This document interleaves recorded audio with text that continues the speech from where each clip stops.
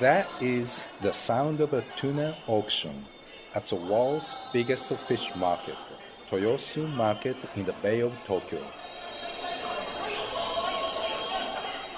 Bells ring, the men huddle up, with a shouting, bidding goes. Looking down, I see hundreds of giant tuna all over the trading floor. Some raw, some frozen, some from Japanese waters, some from abroad. Most are destined to be in mouth-watering sashimi or sushi dishes.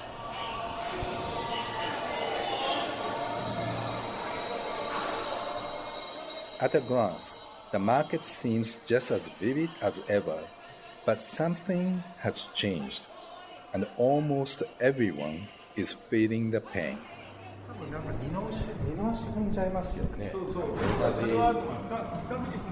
My guide this morning is Eisuke Urawa, Director of Tokyo Marine Products Wholesalers Association.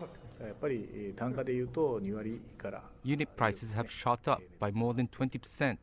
That's absolutely a matter of fact. I'm just talking about overall prices. Of course, some items are rising by a whole lot more.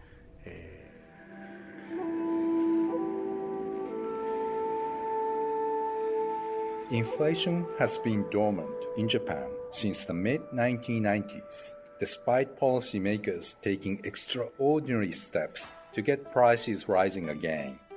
But with global inflation catching fire in the recovery after the pandemic, the heat has finally spread here too.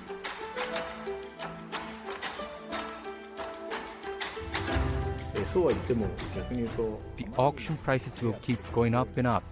They're set by these negotiations with buyers, not by contracts. So for fresh fish like tuna, the market price is changing every day. You know how it works. Higher fuel prices mean extra costs for fishing boats to catch fish and transport them. On top of that, you have the impact of lingering global supply chain disruptions. And now the historic collapse of the yen. That makes imported fish way more expensive. And 40% of Japan's seafood actually comes from abroad. All of this has prices rising at the fastest rate in 40 years, and the government is stepping in to help squeeze the consumers. If that sounds familiar where you are, well, the similarities end there. Because the inflation rate here is still only 3.6%. You might ask, how can inflation still be so low when Japan is an island country heavily dependent on imported food and energy? To understand that, I need to take you to another floor of the fish market.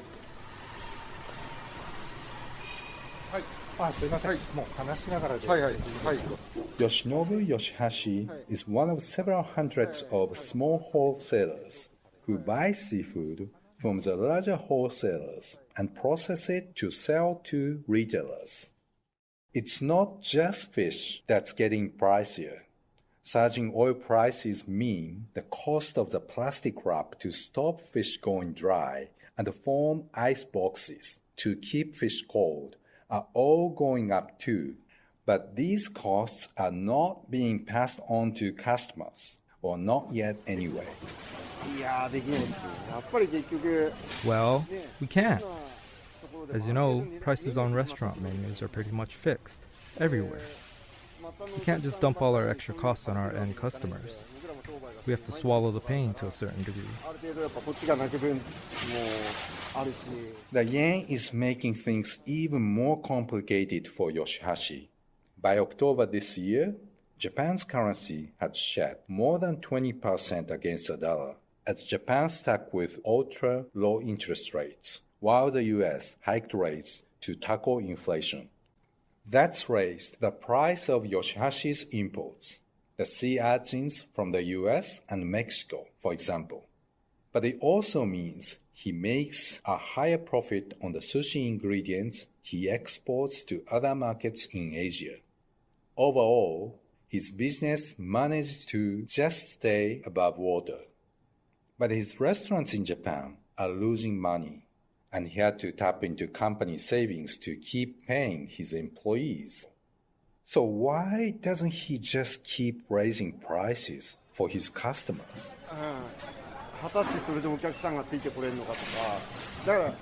Everyone is scared of doing that. In the US, it's like people think price hikes are inevitable because costs are going up. But in our case here, we really wonder whether customers will keep coming back if we raise prices.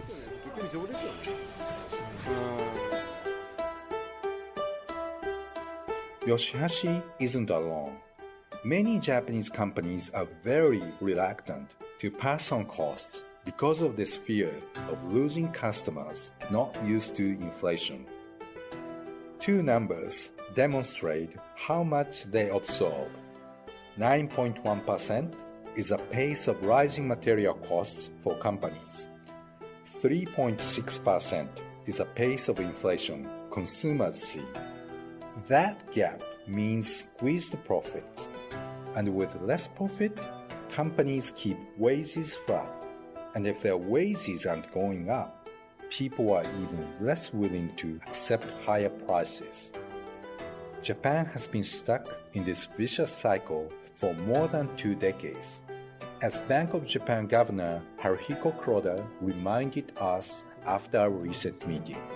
Without wages effectively rising by around 3%, we can't achieve our 2% inflation goal stably and sustainably.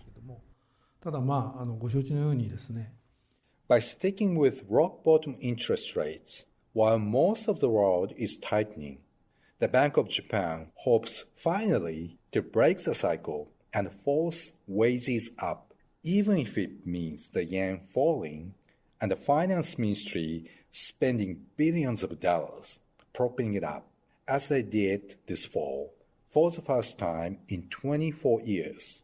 It's an awkward combination, but the government and the central bank are both hoping this can be the final chapter of the country's decades-long battle to raise inflation.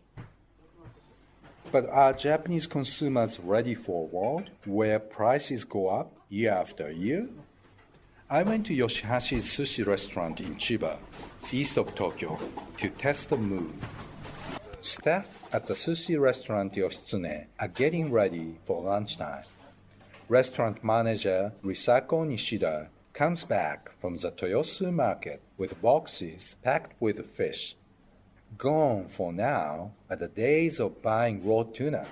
To keep on budget, she buys it frozen now. I really wonder how much longer we can go on like this. I just don't see an end to higher prices.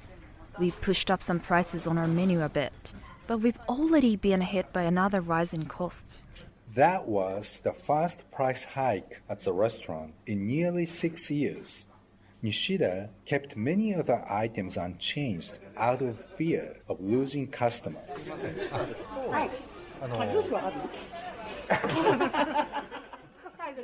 It's lunchtime now. I meet Nozomi Mimori, a 38-year-old nurse who is sitting at the table with her parents.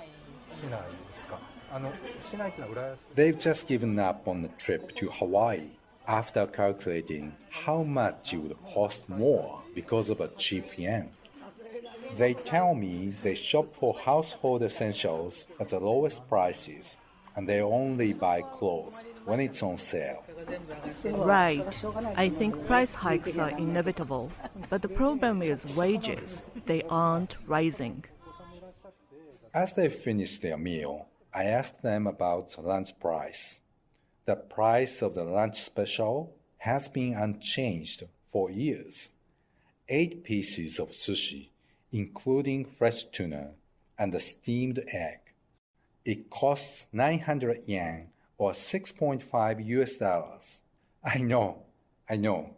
It's a steal for average tourists from overseas. And they agree. This is very cheap.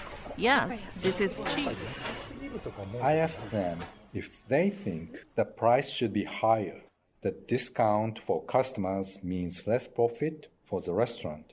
Less profit means workers are not getting a raise. I don't think it's too cheap. The cheaper the price, the happier we are. Kuroda will step down from the central bank soon, after 10 years trying to make inflation normal again in Japan. If this restaurant is anything to go by, his job is not quite done. In Tokyo, for Bloomberg News, I'm Yoshiaki Nohara.